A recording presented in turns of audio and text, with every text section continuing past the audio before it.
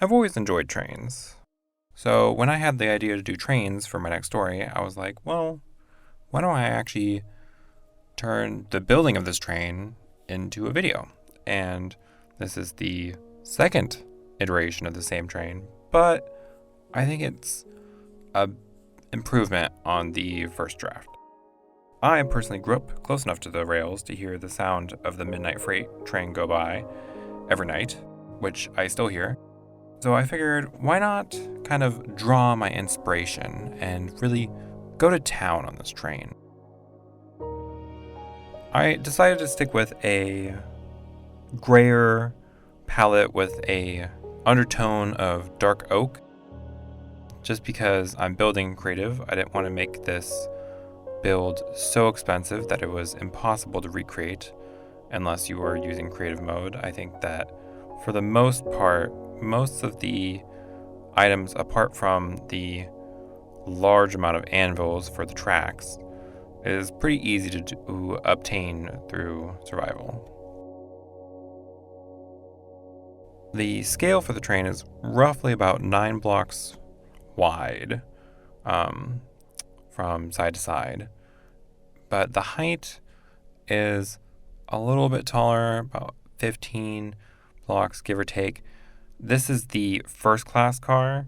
I plan to have a different design for like the engine, and behind the engine would be the luggage car, and behind the luggage car would be the first class, which is this car, and then after the first class would be the dining/viewing car, and then the last car is going to be like the everyday villager car, I guess, since this is Minecraft, where it's really built for capacity versus comfort versus this train, which is, I think I only fit about 6 beds in this entire train. So I'm not really too sure about the lighting for the train. Now, from my experience, trains at night, apart from the engine, are pretty dark. So I wasn't too concerned about the lighting on the outside. However, one of the things I did do in the beginning was I lit up the rails because I discovered while building, even though I was building creative, that underneath the train seems to be the perfect spawning zone for creepers and your occasional spider.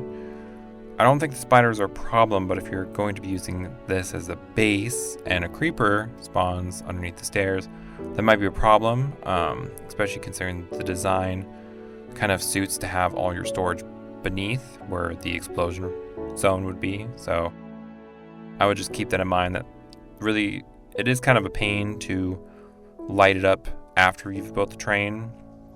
So I would suggest you light the rails first and then do your building of your multiple trains. And I do think I do have one train build here, and it didn't take too long. It was about like maybe an hour to plan. I think the test train took about 2 to 3 hours because I couldn't figure out the palette for the life of me. And this train took about 2 hours, but I wasn't super efficient on it. So I would say it's not super unreasonable to be able to do 4 to 5 train cars and an engine. If you wanted to do like a real big train base as your base. There's like hidden doors to everything, which was really what I was going for, was just being able to get around the train without really being able to be seen, which kind of would really play well into like a murder mystery map if you wanted to do that. I'm not 100% sure on the portraits.